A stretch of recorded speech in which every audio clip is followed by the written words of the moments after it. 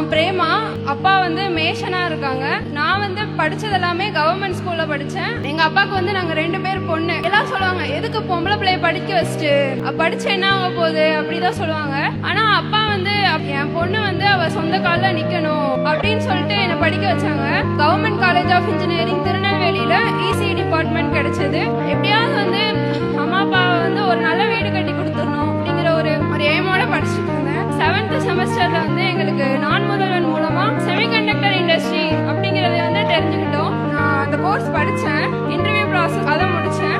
நான் முதல்வன் மூலமா ஒரு 9 பேர் எட்கான் டெக்னாலஜிஸ் அப்படிங்கிற ஒரு செமிகண்டக்டர் ரிலேட்டட் கம்பெனில ஒர்க் பண்ணிட்டு இருக்கோம். நான் முதல்வன் ஸ்கீம்.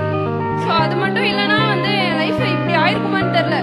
இப்போ வந்து யாருமே வந்து எங்க அப்பா கிட்ட போய் சொல்ல முடியாது, பொம்பளை பிள்ளை படிச்சு என்ன பண்றா அப்படின்ட்டு.